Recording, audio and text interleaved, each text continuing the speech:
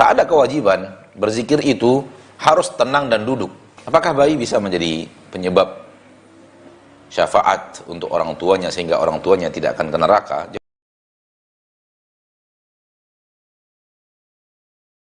Ustaz. Waalaikumsalam warahmatullahi wabarakatuh. Saya mau tanya Ustaz. Tafadhal. Boleh nggak sekiranya kalau zikir pagi dan sore itu kita membacanya sambil beraktivitas, Ustaz? Nah. Gitu aja, Ustaz. Baik.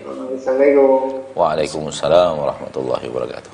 Tak ada kewajiban berzikir itu harus tenang dan duduk.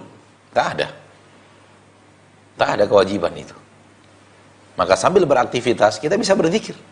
Sambil berjalan kita bisa berzikir, sambil mengemudi kita bisa berzikir dengan lisan kita. Karena yang satunya amalan lisan, yang satunya amalan anggota badan. Dan kedua-duanya bisa dimix. Lisan bisa berbuat, anggota badan bisa berbuat. Dua pekerjaan yang berbeda. Tangan mencincang, kemudian lisan berzikir.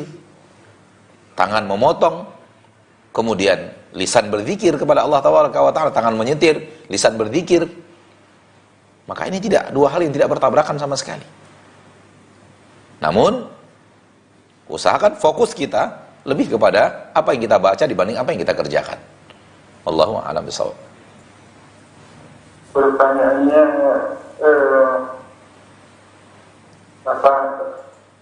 kalau bayi itu kan meninggalkan orang tuanya, apakah bisa menjadi syafaat untuk orang tuanya? Baik. Dan kemudian bagaimana sikap kita sebagai orang tua untuk menanggapi hal tersebut? Terima kasih, Ustaz.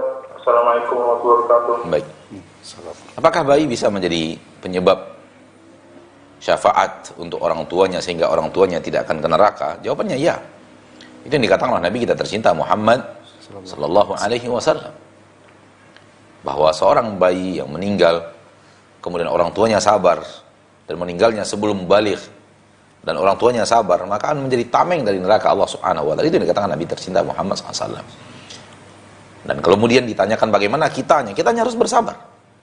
Kita harus bersabar dengan keputusan Allah dan ridho dengan keputusan Allah bahwa Allah mengambil anak kita di usia baligh, di usia sebelum baligh, di usia masih kecil, masih kanak-kanak, di usia sebelum dia bermimpi dan menjadi orang yang menanggung takalifus syariah. Maka ini adalah syarat untuk mendapatkan syafaat dari anak untuk dijadikan tameng dari neraka. Anak akan menamengi dirinya dari neraka dan orang tua tidak akan masuk neraka dengan izin Allah Subhanahu wa taala. Orang tua muslim tentunya, dan orang tua yang bertauhid tentunya, dan orang tua yang tidak kafir, tidak munafik. Kemudian dia bersabar dengan anak yang diambil oleh Allah sebelum dia anak itu baligh. Dan hadis yang jelas adalah dalam dua anak. Hadis yang jelas dalam dua anak. Kata Nabi SAW, tidaklah seorang di antara kalian punya 3 orang anak yang diwafatkan oleh Allah Ta'ala sebelum usia balik dan dia bersabar, melainkan mereka adalah tameng dari neraka Allah Subhanahu wa taala. Para sahabat bertanya, "Wathnani ya Rasulullah, bagaimana kalau dengan 2 orang anak ya Rasulullah?" Kata Nabi SAW, "Wathnan." Demikian juga dengan 2. Dan para sahabat tidak bertanya lagi. Namun para ulama mengatakan satu juga kemungkinan seorang bersabar dengan 1 anak, maka tidak tertutup kemungkinan dia mendapatkan tameng dari neraka dari anak yang wafat sebelum balik tersebut. Wallahu ta'ala a'la wa a'lam. Baik, syukur Ustaz atas jawabannya dan semoga dipahami oleh yang bertanya dan kita yang mendengarkan. Baik, berikutnya kita akan kembali melalui telepon yang telah tersambung. Halo, Assalamualaikum. Assalamualaikum warahmatullahi wabarakatuh. Waalaikumsalam warahmatullahi wabarakatuh. Dengan siapa di mana Bapak? Saya Yudis dari Depok, Pak. Ya, silakan Bapak pertanyaannya. Assalamualaikum warahmatullahi wabarakatuh. Waalaikumsalam warahmatullahi wabarakatuh. Terkait kondisi sekarang, Ya Pak. Ustaz. Naam. Yang ada COVID-19 ini. Naam. Kita kan coba mengambil gambaran terdahulu ketika zaman Rasulullah waktu ada wabah Taun begitu ya. Barakallahu fiik. Naam. Anda coba cari. Ya, silakan Pak. Kali Ustaz bisa kasih gambaran sekarang terkait sama aktivitas kita sekarang kan, kalau semakin lama kita yang nggak punya pekerjaan tetap nih, ya secara ekonomi kan ya harus diakui terganggu gitu ya. Ya, sangat karena kita kan juga nggak punya persiapan. Sangat terganggu. Barakallahu fiik. Nah, Iya, mungkin itu aja. Mungkin ada gambaran Baik. terkait atau apa yang Baik. sedang ada wabah ini. Baik. Itu aja. Barakallah fiik. Ya, assalamualaikum Waalaikumsalam warahmatullahi wabarakatuh. Sekiranya kita adalah orang yang sehat di negeri yang memang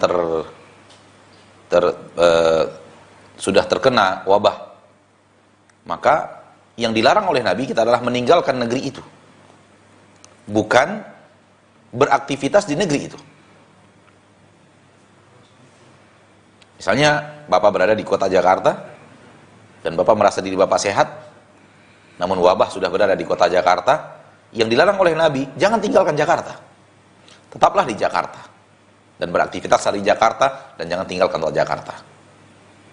Tapi bukan dilarang oleh Nabi SAW untuk keluar dari rumah, bukan. Maka ketika Bapak merasa masih sehat dan indikasi bahwa Bapak tidak terjangkit, maka boleh keluar rumah dan boleh beraktivitas di rumah, di luar rumah. Jauhi orang-orang yang terlihat terindikasi sakit, demam, panas, batuk, pilek. Dan sekiranya Bapak yang batuk dan pilek, maka hendaklah menjauh dari manusia. Agar kemudian berusaha, sekiranya memang kita sakit, kita berharap tidak berkumpul bersama orang yang sehat sehingga penyakit itu menjalar ke mereka dengan izin Allah. Namun larangan keluar rumah itu tidak ada. Larangan keluar rumah tidak ada ketika wabah ada di sebuah negeri. Sehingga para sahabat dahulu ketika mereka ada wabah, mereka tetap beraktivitas, namun mereka tidak meninggalkan kota di mana wabah itu ada. Dan orang yang dari luar yang akan ke kota itu dilarang masuk. Itu yang ada. Maka beraktivitaslah. Lakukanlah aktivitas biasa di luar rumah. Yang tinggal di rumah itu hanya orang sakit. Yang tinggal di rumah hanya orang sakit. Dan orang yang terindikasi sakit, hendaklah dia mengurung diri di rumahnya, agar kemudian tidak menjangkiti saudaranya dengan izin Allah Subhanahu wa ta'ala. Barakallahu fiik. Nah, Anda mau bertanya Ustadz soal statement salah satu pejabat di negeri ini soal sholat tanpa wudhu.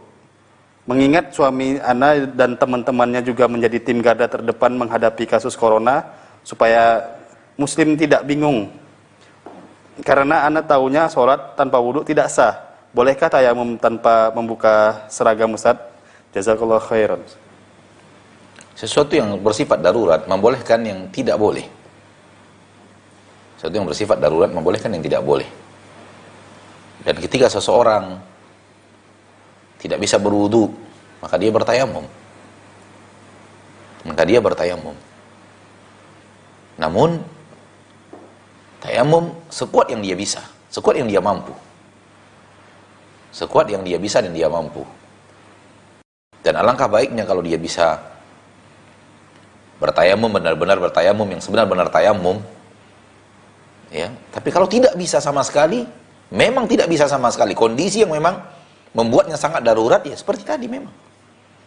Seperti tadi. Walaupun dia tanpa wudhu akhirnya. Kalau memang keadaannya darurat. Tidak bisa lagi dia untuk bertayamum. Dan tidak bisa dia melakukan apapun dari bentuk tayamum.